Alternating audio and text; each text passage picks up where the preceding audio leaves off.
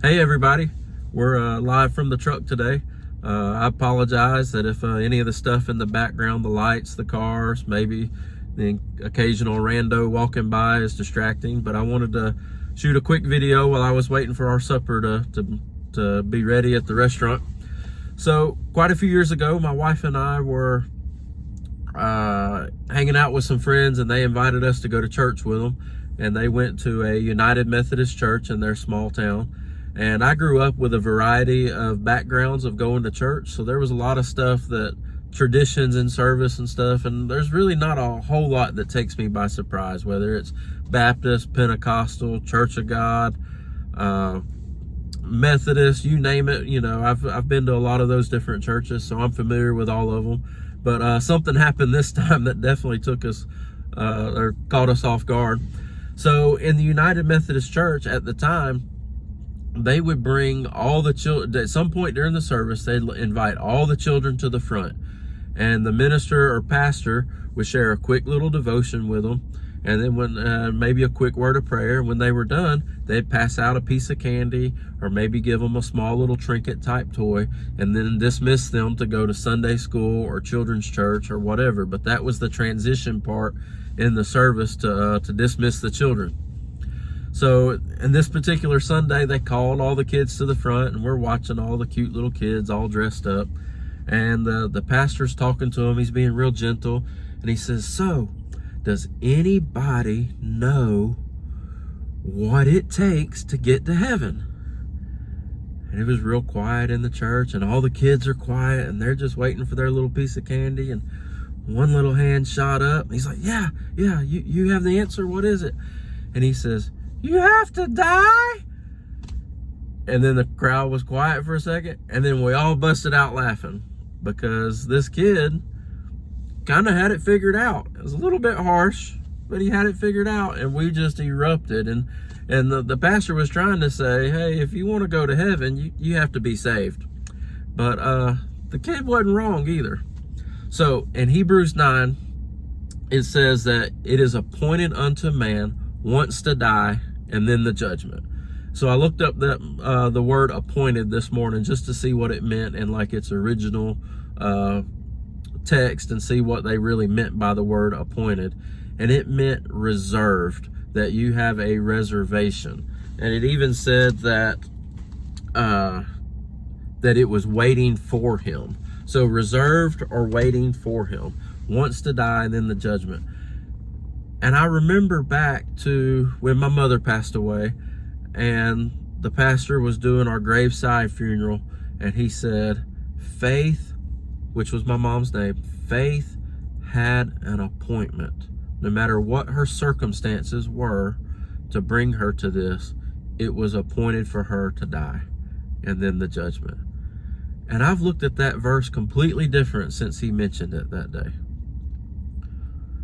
So it's a little bit hard to sit here and say and think, man, like, we have an appointment. Like, it is known that one day we're going to pass away, and one day that we're going to die, and then the judgment. Like, that's tough to just let that soak in a little bit. Unless the rapture comes and we're taken away like Enoch and Elijah and Jesus, we're going to die one day. And that's hard to think about. So there's a minister, or a guy on, I call him a minister. He's a minister of the gospel. There's a guy on Instagram that I like to watch that does a lot of street evangelism. His name is KP Serves. And he always asks people, mostly younger people around college campuses or busy venues and busy streets. He says, on a scale of 1 to 10, if you died right now, how sure are you that you would go to heaven? And I love that approach, because some people say, man, I'm really sure. And then some people say, well, I'm about a 5, or I'm about a 2. And then there's some people that just say, I don't think I'm going to go. And then he's able to minister the gospel to them. And I think that's a really cool approach that he has. So I have one other thing I'm going to leave with you. We are going to talk about how you can be born again. The answer is, if you want to go to heaven and see Jesus, the answer is you must be born again. And we're going to talk more about that, but I just wanted to let this soak for you just a second. I had this revelation a few weeks ago, and I haven't had a chance to share it with somebody yet. I want to make sure that I say it very carefully.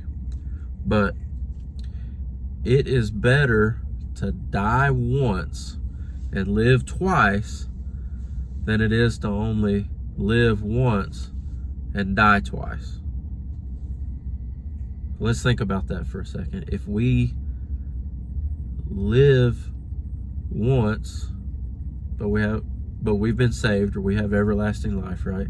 If we live once and then we die and then we can live again, we have died once and we get to live twice. And that's way better than living once and dying twice.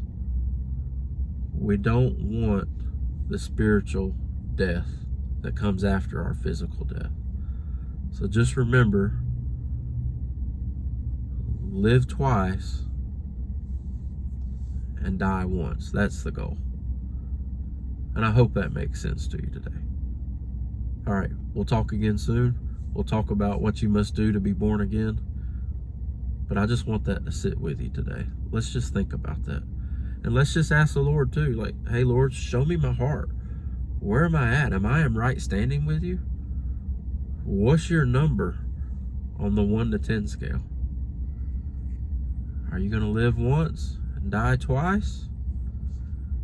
Or are you going to die once, live twice? All right, we'll talk with you again soon. Love y'all.